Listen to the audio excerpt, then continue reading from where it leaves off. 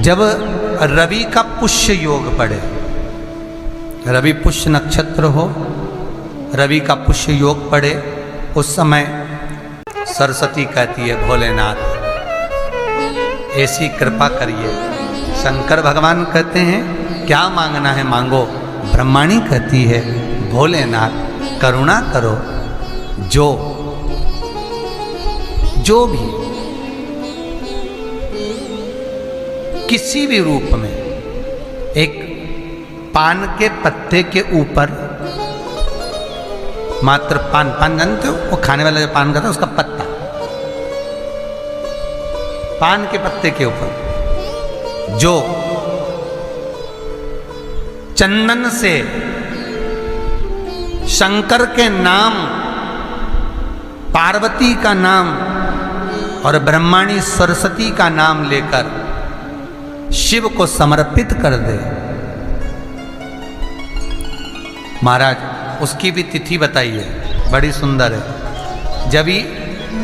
जब रवि का पुष्य योग पड़े, रवि पुष्य नक्षत्र हो, रवि का पुष्य योग पड़े, उस समय पान के पत्ते पर चंदन से शंकर, पार्वती और सरस्वती का स्मरण कर कर जो शिवलिंग के ऊपर उस पान के पत्ते को चढ़ाकर 5 बेलपत्र 3 समी पत्र समर्पित कर देते हैं, उस बच्चे से चढ़वा देते हैं, वो बच्चा कभी पढ़ने में कमजोर नहीं होता, विद्या में बढ़ता ही बढ़ता है।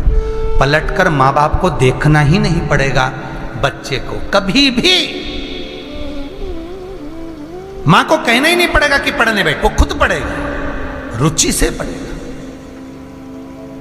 5 बेलपत्र 3 समी पत्र समर्पित कर दें, भगवान शंकर का स्मरण करें और उस बच्चे को प्रणाम करवा कर वापिस लेकर आए, बच्चा विद्या में प्रबल होता है, विद्या प्रखर। पुराण की कथा चल रही है जिसमें मधुता का भाव कहा गया। कभी कभी निवेदन करूंगा, एक थोड़ा सा भाव व्यक्त करूंगा।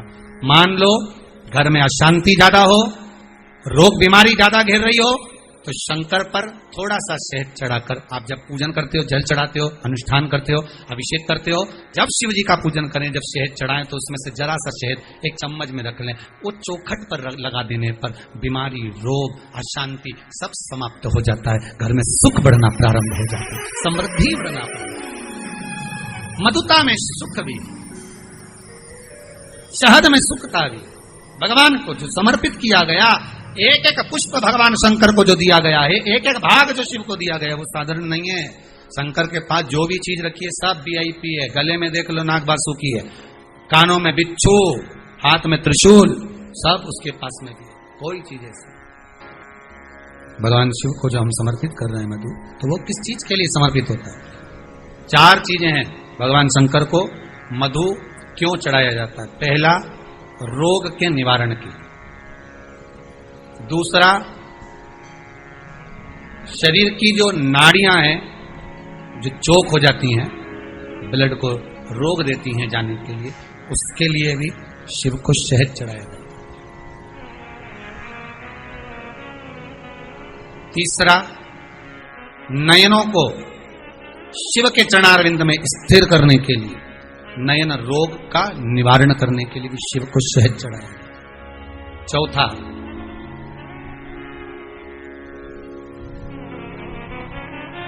भगवान शंकर छोटे छोटे जीव जो शिव से दूर नहीं है, कंकर से जो चिपके हुए हैं, जो कहीं जा नहीं सकते, उनको कोई पूछता नहीं, सब उनके विपरीत हैं, शिव उनको अपने करीब में लाकर पूरी सृष्टि का संचार करने के लिए, अपने नजदीक लाने के लिए, शंकर उस सृष्टि खंड को अपने आनंद सुख में लेने के लिए उस शहद का पूर्ण अभिषेक, शहद मधु इसलिए संपूर्ण विश्व कल्याण के लिए। अकाल मृत्यु वो मरे जो काम करे चंडाल का, काल उसका क्या बिगाड़े जो भक्त हो महा। रविवार को अगर लोटा भरकर शिव को समर्पित करा जाता है तो घर में तेज लक्ष्मी प्राप्त होती है, सोमवार के दिन भगवान शंकर को अगर जल चढ़ाया जाता है तो हमारे घर में शीतलता का अनुभव होता है। मंगलवार को अगर शिव जी के मंदिर में, शंकर के मंदिर में जाकर 1 लोटा पानी चढ़ाया जाता है तो हमारे कार्य में उन्नति होती है। बुधवार के दिन अगर शंकर पर 1 लोटा पानी चढ़ाया जाता है तो जिन लड़कियों का विवाह नहीं हो रहा, जिन बच्चों का विवाह नहीं हो रहा, उन बच्चों के भी विवाह हो जाते हैं हमारा। गुरुवार के दिन अगर शिव जी के मंदिर में पानी चढ़ाया जाए, जल चढ़ाया जाए तो घर में विद्वत्ता का अनुभव होता है हमारा, बच्चे पढ़ने में प्रखर होते हैं महाराज। शुक्रवार के दिन अगर शंकर के मंदिर में जल चढ़ाया जाए तो नारी का अखंड सौभाग्य होता है महाराज। शनिवार के दिन अगर शिव की आराधना करी जाए, शनिवार के दिन अगर शंकर को जल चढ़ाया जाए तो जिंदगी में व्यक्ति की शिव पंचायत में गुड़, चावल, लाल फूल और लाल मिर्ची के 11 दाने पानी के कलश में तांबे के लोटे में लेकर हाथ को ऊंचा कर कर नेत्र, नासिका, वक्षस्थल के सम्मुख में जो सूर्य नारायण को अर्घ देता है, जल चढ़ाता है, पर जो सूर्य को अर्घ रविवार के दिन दे देता है, अगले रविवार तक पैसे की आवक आना प्रारंभ हो जाती है। जो आज तक फोन नहीं उठाता वो फोन उठाना चालू कर देगा। दुर्वासा जी से पूछते हैं इसको कहां लेकर जाऊं, मेरी पत्नी को कहां ले जाऊं, ये दरिद्रता जाए तो जाए कहां, इस दरिद्रता को कहां लेकर जाऊं, कहां रखूं इसको। इतने में दुर्वासा जी ने कहा, सुन दुस्साह मुनि, अपनी पत्नी दरिद्रता को अगर कहीं लेकर जाना है तो जो नारी, जो स्त्री शाम के समय पर चोटी करती हो, झाड़ू लगाती हो, या जो स्त्री दोपहर में सोती हो, उसके घर में इस दरिद्रता को लेके प्रवेश कर जाना। वैसे मुझे उम्मीद है करमाला की माताएं दोपहर में नहीं सोती होंगी, जो दिन में सोती हो, जिसके यहां रात में बर्तन झूठे पड़े रहते हो, जिसके यहां रात्रि में बर्तन झूठे पड़े हों, उसके घर में इसको लेकर प्रवेश कर जाए। प्रवेश दरिद्र महाराज, भगवान विष्णु ने दरिद्रता देवी को देखकर कहा, अरे ओ दरिद्रता देवी, लक्ष्मी जी की बड़ी बहन ज्येष्ठा, आप पीपल के वृक्ष के नीचे बैठी हो, इस पीपल के पेड़ के नीचे हम लक्ष्मी जी के साथ शनिवार के दिन आपसे मिलने के लिए आए हैं। शनिवार के दिन जो पीपल के वृक्ष के नीचे दिया लगाएगा, उसके घर में कभी संपदा की कमी नहीं होगी। सारे दिन पीपल के वृक्ष के नीचे हमारा निवास होगा। इतने में दरिद्रता खड़ी होकर बोली, रे नारायण, तुमने अपने मन की बात कह दी कि 7 दिन तुम्हारे होंगे, ऐसा नहीं हो सकता, इसमें 1 दिन मेरा हो।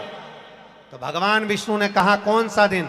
दरिद्रता कहती है, रविवार के दिन इस पीपल के पेड़ के नीचे मैं नृत्य करूंगी, और अगर पीपल के वृक्ष के नीचे रविवार के दिन जो परिक्रमा करेगा या पीपल के पेड़ के नीचे आएगा, उसके साथ में उसके घर में प्रवेश करूंगी। इसलिए हमारे हिंदू धर्म में रविवार के दिन पीपल के पेड़ के नीचे नहीं जाया जाता, पीपल की पूजन नहीं करी जाती, पीपल की परिक्रमा नहीं करी जाती।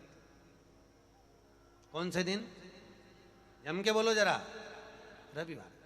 और जिसके यहाँ दीवार पे पीपल लग जाता है, या कहीं पीपल का पेड़ लग गया अपने दीवार पर, घर में कहीं पर भी, तो पीपल निकालने का भी नियम है। अगर आप दीवार में से पीपल निकालोगे तो बार बार काटोगे, बार बार लग जाएगा, फिर काटोगे फिर लग जाएगा, फिर निकालोगे फिर लग जाएगा। दीवार में पीपल लगता ही रहता है। अगर दीवार के पीपल को निकालना है तो नींबू और मिर्ची, इन दोनों को 3 घंटे पहले पीपल के पेड़ के नीचे रख दीजिए, और रखने के बाद में फिर पीपल को रविवार के दिन उखाड़कर कहीं दूसरी जगह लगा दीजिए। उसके बाद कभी दीवार में पीपल नहीं